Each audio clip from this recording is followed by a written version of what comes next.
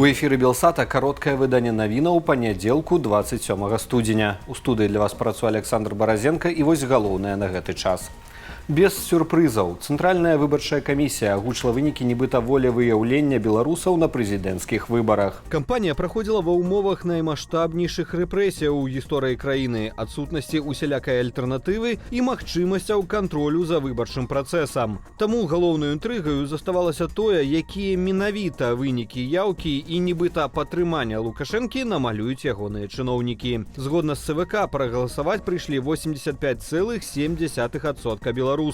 Лукашэнку камісія прыпісала 86,82%. Другое месца, так бы мовіць, тытул найлепшага спойлера у камуніста Сергея Саранкова з 3,2%. Олегу Гайдукевічу далі 2%, Ганні Канапаскай і Александру Хіжняку і таго меней. Супраць усіх нібыта прагаласавалі троху болей за 3,5%. Варта зазначыць, што першапачаткова прапагандысты, спасылаючыся на экзіт-полы, прыпісвалі Лукашэнку на 1% пункт лепшы вынік. Атрымлівалася, што дыктатар нават перавышаў паказнік Владзіміра Пуціна на леташніх расейскіх выбарах, але пазней уладара Крамля падобна пастанавілі не злаваць.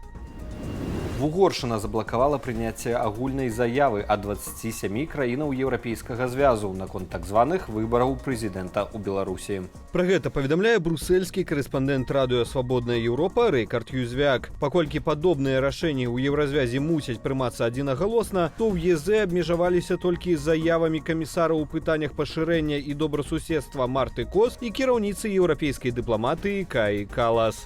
Фальшивые выборы у Беларуси не были ни свободными, ни справедливыми. Народ Беларуси заслуговывае реального права выбирать, кто будет кіраваць краиной. Няспынная и беспрецедентная репрессия, обмежевание удела у политичном житті и доступу до незалежных медиа у Беларуси позбавили выборчий процесс усякой легитимности. Мы закликаем режим неоткладно и без умову вызволить усіх политичных вязняў. Больш за 1000 з якіх арыштаваныя адвольна, у тым ліку прадстаўнік дэлегацыі Еўрапейскага звязу. Асобныя заявы пра непрызнанне лукашэнкаўскага выбарчага спектаклю зрабілі таксама Еўрапейскі парламент, АБСЕ, спецыяльны дакладчык ААН па правах чалавека, урады краінаў Паўночнай Еўропы і Балтыі ды польская МЗС.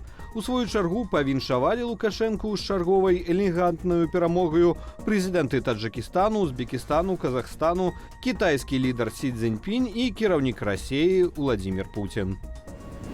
Раніцаю ў Гарадзенскім раёне пад коламі аўтамабіля загінуў раварыст. 33-гадовы кіроўца «Лады» рухаўся ў бок скідзелю, калі раварыст, які ехаў па ўзбочыне, рэзка павярнуў налева. Ад атрыманых траўмаў 48-гадовы раварыст загінуў на месцы. Каб заставацца ў курсе падзеяў, чытайце Белсат у Тэлеграм. У левым верхнім куце экрану вы бачыце QR-код, дзякуючы якому вы можаце перайсці на наш Тэлеграм-канал. Падпісвайцеся на Тэлеграм Белсату, калі для вас гэта бяспечна. 104 беспілотнікі і 4 балістычныя ракеты былі выпушчаныя расійскім войскам па ўкраіне за ноч і раніцаю 27 студзеня. Згодна з інфармацыяй украінскіх паветраных сілаў, на 9-ю гадзіну збіць удалося 57 беспілотнікаў. Яшчэ 39 дронаў-імітатараў былі лакацыйна страчаныя. Пра пацярпелых у выніку атак не паведамляюць. Дрон летит. Тым часам у Цвярской вобласці Расіі беспілотнікі атакавалі мясцовую нафтабазу. Паводле ўладаў рэгіёну, там збілі дрон самалётнага тыпу «Люты». Агулам расійская Мінабароны справаздачыцца пра збіццё за ноч 32 беспілотнікаў, 15 з якіх над Варонежскаю вобласцю. Генеральны штаб ЗСУ у сваю чаргу напярэдадні ўвечары паведаміў пра атаку на склад ударных дронаў у Арлоўскай вобласці. Пашкоджаныя будынкі, дзе захоўваліся тэрмабарычныя баявыя часткі беспілотнікаў. Паводле папярэдніх звестак знішчаныя больш за 200 дронаў тыпу «Шахед». Жыхары сектару Газа пачалі вяртацца ў свае паселішчы на поўначы анклаву. Дазвол на вяртанне перамешаных асобаў на поўнач Газы Ізраіль даў пасля гарантыяў з боку баевікоў Хамасу вызваліць некалькіх закладнікаў. Ізраіль павінен быў пачаць прапускаць людзей на поўнач яшчэ ў суботу. Затрымка паўстала праз спрэчку пра лёс закладніцы Егуды Арбель. Ізраіль патрабаваў доказаў, што яна жывая. У Хамасе заявілі, што дзяўчына і яшчэ 5 закладнікаў будуць вызваленыя да суботы 1 лютага. 2 дні таму Хамас вызваліў 4 ізраільскіх закладніц. У адказ на гэта Ізраіль выпусціў з турмаў 200 палестынскіх зняволеных. Шмат хто з іх быў асуджаны да пажыццёвага зняволення. Ізраіль таксама атрымаў спіс жывых і загінулых закладнікаў, якія павінны быць вызваленыя або перададзеныя ў межах першага этапу пагаднення з Хамасам. Імёны з гэтага спісу пакуль не публікуюцца. Колумбія будзе прымаць усіх дэпартаваных ЗША мігрантаў. Такі вынік кароткатэрміновага дыпламатычнага канфлікту паміж краінамі. Пасля адмовы багаты прымаць першыя самалёты з дэпартаванымі ЗША колумбійцамі, прэзідэнт Трамп заявіў пра ўвядзенне дадатковага 25% мыта на колумбійскія тавары, а таксама забарону на ўезд колумбійскім чыноўнікам і пасадоўцам. Прэзідэнт Колумбіі Густава Петро спачатку заявіў пра люстэркавыя санкцыі, аднак праз паўгадзіны прыняў патрабаванні Трампа і выслаў асабісты самалёт па першую партыю дэпартаваных суграмадзянаў. І ў канцы выдання пра надвор'е. Апошні тыдзень студзеня выдасца ў Беларусі даволі цёплым, зазначаюць сіноптыкі. Дзённая тэмпература будзе сягаць 6-10 градусаў, а ўначы ад 0 да +4. Моцных ападкаў не прагназуюць.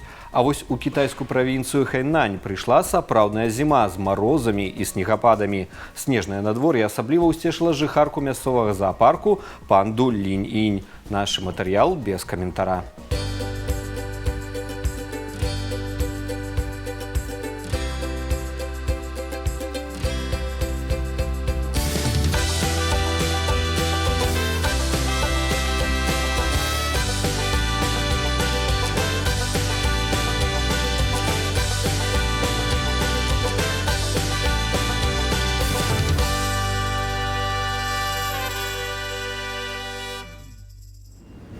На гэтым я з вами развітваюся. Больш поўная інфармацыйная карціна дня з каментарамі і аналітыкаю чакае вас у вечаровым інфармацыйным эфіры Белсату. Калі вы глядзіце нас на Ютубе, заклікаю ставіць лайкі, каментаваць і дзяліцца нашым выданнем, каб яго пабачыла як мага болей гледашоў. Але не забывайцеся на захады ўласнай лічбавай бяспекі. Беражыце сябе і заставайцеся з Белсатам.